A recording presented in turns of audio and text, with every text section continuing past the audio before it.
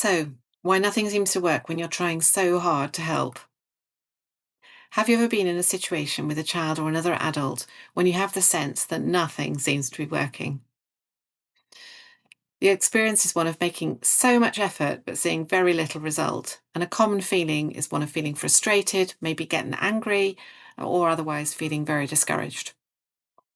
So, first of all, let me clear I'm not going to suggest that you're not trying hard enough. In situations that I've been part of, people are often working incredibly hard to try and help children or young people or other adults who they can see are struggling. But in a relationship health, when it seems that things are stuck, our goal is to take a deeper look. What is actually happening beneath all the effort? Because a different question can often help us explore more deeply and understand more fully.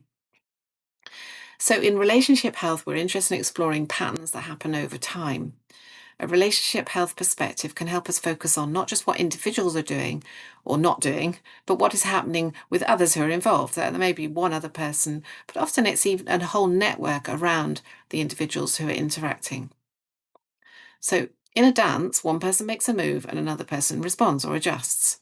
So, when we're in a situation where we've been trying all sorts of actions and still getting the same result, what we need to know is that our efforts to try something new are not actually shifting the underlying dynamic, the one that we're not yet fully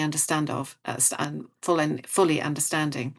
So, this is a clue that we have to try and understand something a little bit more deeply. So the feeling of stuckness and the feeling of overwhelm that comes from the sense of stuckness often comes from seeing a problem just in parts. In part of seeing something very in a very fragmented way. So we're only focusing on one detail. And often in relationships, we're only focusing on the detail of what the other person has not done or has done.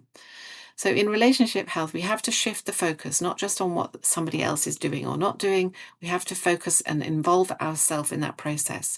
Now, this isn't about thinking that you're doing something wrong or that you're failing. We just have to recognize that relationships are complex. And because patterns have built up over time, there is often a lot to understand. But once we take the time to step back and see how things are connected, then actually things will start to make a lot more sense. And then it becomes clearer about what you might do differently. So it is, when we're in a dance, often difficult to see what is actually happening.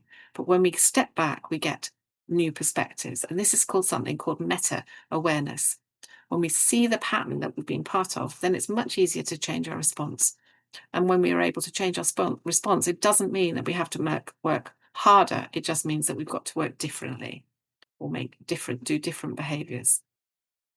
So, relationship health is about understanding what happens between people and between groups over time. It's super interesting, very, very practical. It's for individuals, for families, for professionals and organizations and communities. And it's very enriching. It's part of the skills that you can learn to help your life become easier. So, if you'd like to learn more, you can explore the videos on this site, or you can go to the amateurtraining.com website where there's steps that you can take to learn more. Look forward to hearing from you.